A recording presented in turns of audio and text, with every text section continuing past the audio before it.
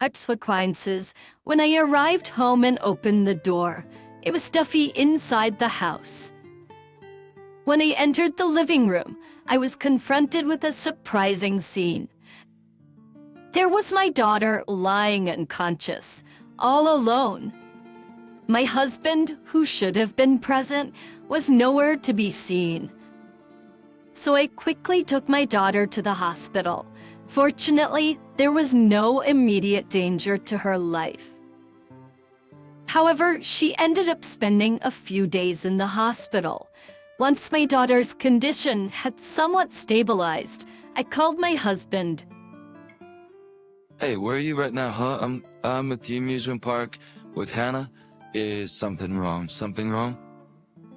As he casually lied over the phone, I was left speechless, feeling a mix of fear, anger, and sadness. I was overwhelmed, not knowing how to handle the situation. While contemplating a response, tears streamed down my cheeks. We went to lunch or went shopping together. 2 years after marriage, our long-awaited child, a very cute daughter named Hannah, was born. My mother-in-law adored her. At the same time as Hannah's birth, we set a goal to build our own home. So we started saving money together. I was full of motivation working towards our goal. However, Scott's sudden actions surprised me. A few days after setting the goal, an event occurred.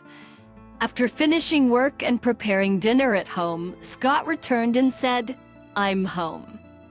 I replied, "Hi, I'm cooking dinner, so could you please..." Give Hannah a bath. Normally he would respond, but this time he said nothing. Concerned, I looked up, and he stood there with a serious expression. I realized that with my current salary, buying a home would be impossible. So I thought about changing jobs, and the timing just happened to be now. I wanted to know what made him decide to change jobs and how he planned to do it. However, once Scott makes up his mind, there's no changing it, so I gave up on saying more. So in my mind, I was desperately calculating the remaining balance in our savings and this month's budget. Scott said, "It's not like I haven't thought about it. I'm considering places with a higher annual income than my current job, and having more days off is also better, right?" I replied, "Fine. If he has thought things through and taken action, I have no choice but to trust him." I nodded slightly while saying this, but he showed no signs of urgency or any indication that he had started looking for a job. "I'm covering all the living expenses while he job hunts, but I wish he could at least help with household chores and picking up Hannah from daycare. However, there is no sign of him doing anything. And my burden kept increasing." Hey, at least help with things around the house while you're not working. The room is messy. Dishes are left as they are, and the laundry is piling up. Seeing the state of the house, something inside me snapped, and I said to Scott, who was relaxing in the living room, after I came back from work, Okay, I'll do it. No need to get so angry. That's with that attitude. It's been a while since you quit, and you still show no intention of working or doing anything around the house or for Hannah. I don't think anyone would stay calm in this situation. I expressed my frustration as I watched Scott casually respond with a dismissive, "Okay." Lately, I've been getting irritated with him, leading to constant arguments. One day, I had an unexpected business trip and asked him to take care of things at home. The trip ended sooner than expected, so I took a half day off and decided to return home in the early afternoon. My usual commute times were getting cooler, but this midday return was unexpectedly hot, and I found myself sweating. I took off my jacket and hurried home. Upon opening the door, I felt hot air inside. Entering the living room, I was met with a shocking sight. Hannah was lying there alone.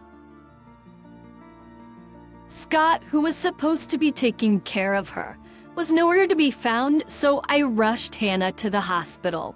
Luckily, there were no life-threatening issues, but she had to stay in the hospital for a few days. After Hannah's condition somewhat stabilized, I called Scott. Hello, where are you right now? I'm at the amusement park with Hannah. Something wrong. He calmly lied over the phone, leaving me speechless and even feeling a sense of fear. I could clearly hear a woman's laughter in the background. Scott seemed oblivious. Faced with fear, I became a mess of anger and sadness, not knowing what to do. I hesitated to react. Tears streamed down my cheeks as I ended the call. There were several more missed calls from him, but I couldn't bring myself to answer. Overwhelmed by the information, and in a daze for a while, I finally began to think about the current situation. Regardless of the temporary nature of Hannah's hospitalization, I had to deal with Scott. Suspected infidelity.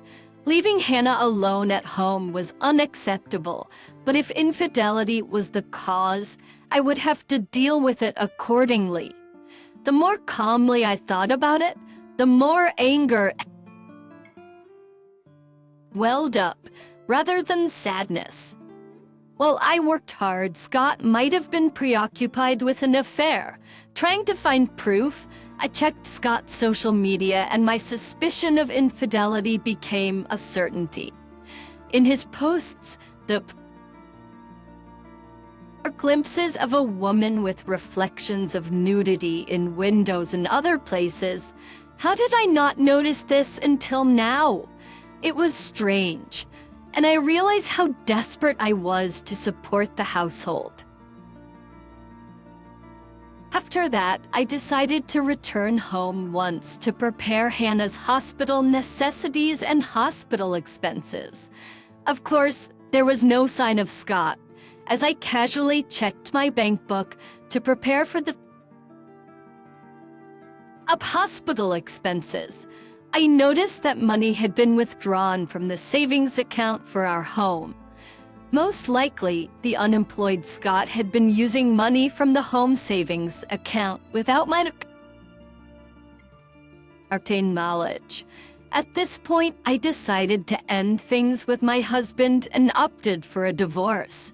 I packed the bare essentials and left the house.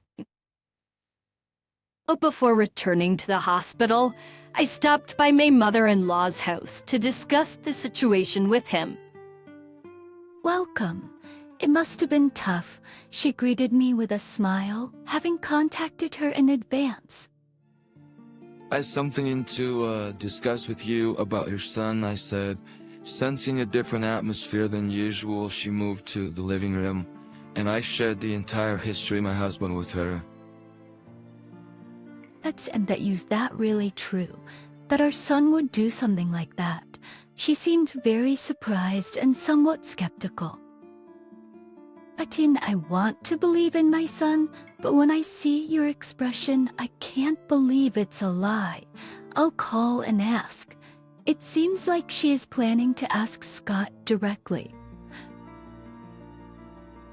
I felt irritated just hearing Scott's nonchalant voice over the phone. She teased Scott, and I wondered how Scott would respond. I felt my heart pounding so loudly that I could hear it. Hey, stop them, Mary. Hannah and I are at the amusement park right now. Let's do it another time. Scott said and abruptly hung up the phone. She trembled quietly. Unforgivable. What is he thinking? I can't believe it. Jenny, I 100 believe you. You and Hannah can stay here, she said. Thank you. From then on, without saying anything to Scott, I decided to stay at our house. Miss Hannah was safely discharged from the hospital and initially bewildered. She seemed happy living with her grandmother. Scott seems to have contacted my mother-in-law about our sudden disappearance with Hannah, but she's pretending not to know. While Scott did reach out to me, I refused to respond until I was ready. Several weeks had passed since we stayed at my mother-in-law's house. Hey, what's going on there? He held a paper with the word divorce written on it and thrust it towards me. It's exactly what it looks like. I instructed Hannah to go to another room. Yo, why sudden divorce? I don't get it. I thought you disappeared from home. I'd mondo about this and keep quiet. Besides, I can't use the bank account anymore.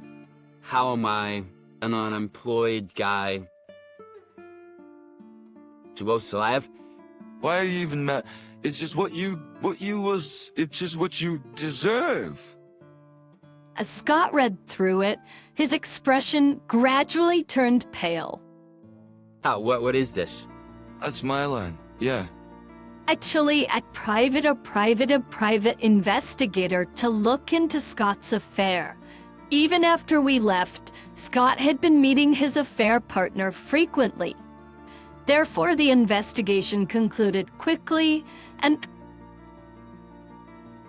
detailed report I received made everything clear.